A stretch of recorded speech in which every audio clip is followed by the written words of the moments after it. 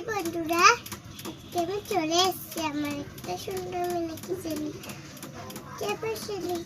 আজকে আমাদের মিনি কিচেনে হতে চলেছে ওই মাছের মাথা। কারণ আমার মায়ের আজকে মাছের মাথা খেতে মন চাইছে, তাই করছি। বাইরে খুব বৃষ্টি পড়ছে প্রচন্ড, তাই এখানে দু টুকরো রসুন, আর এখানে পটল আছে, আদা দুটো, আর পেঁয়াজ, টমেটো, রসুন, আর জল, আর আলু। Hi guys, how are you? আমি তিথি।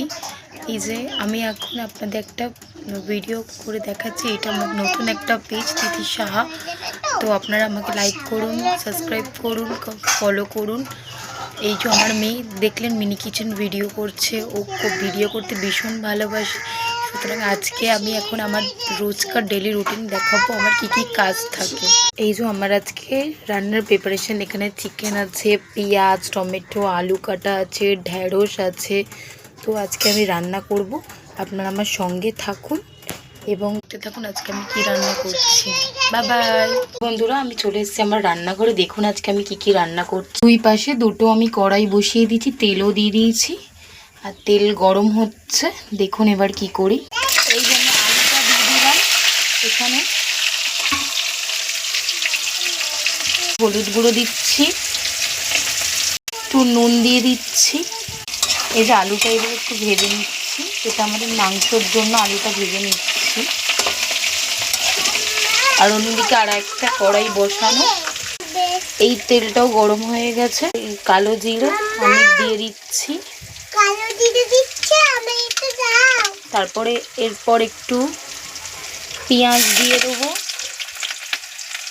অল্প একটু সামান্য পেঁয়াজ দেবো।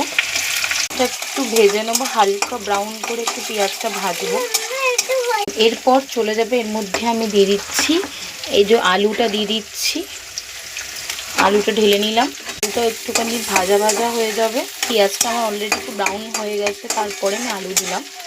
আলুটা একটু ভাজা ভাজা হয়ে যাবে। আর একদিকে এই যে মাংসের আলুটা ভাজা হচ্ছে, মাংসের আলু আমার ভাজা হয়ে গেছে। এরপর চলে যাচ্ছে এই তেলের মধ্যে তেজপাতা, এই যে গোটা গরম মশলা, একটু ফোড়ন দিয়ে দিই, একটু নাড়ি,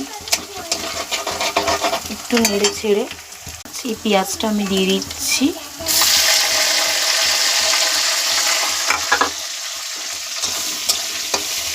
পেঁয়াজটাও আমি কিছুক্ষণের জন্য ভাজতে দেবো।